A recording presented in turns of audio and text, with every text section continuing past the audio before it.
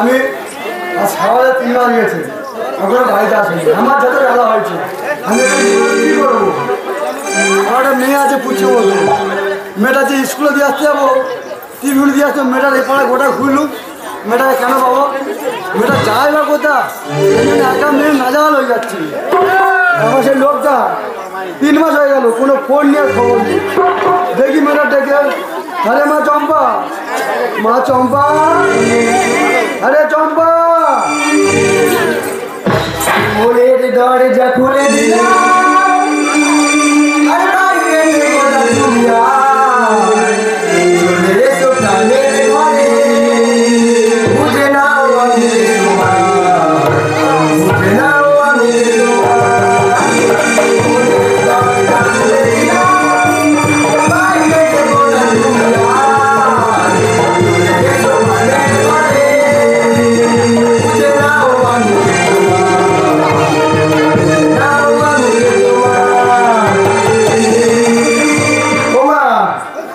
ডাকছিলে তুমি? কোথায় গিয়েছিলিস? তোমার তুই পাশের বাড়ি গিয়েছিলাম। তুই পাশের বাড়ি গেলে হবে? তোর সময় হয়ে গেছে, তুই নিয়ে যেতে হবে।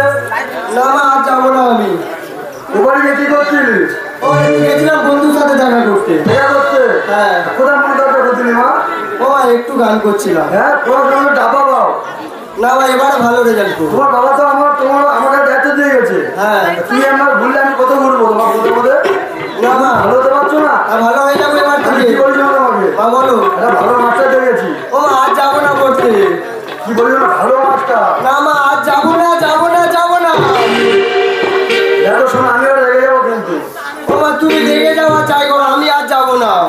তুমি কি বলছো না মা? বলো। লক্ষ্মী মেয়ে আমার, আজকের প্রথম দিন, প্রথম ক্লাস করতে হবে। কিন্তু তাহলে কাল যাবো না। আরে কাল যেতাম, কালকে রবিবার আছে, কাল যেতাম না, আজ চলো। ঠিক আছে মা, আজ যাবো।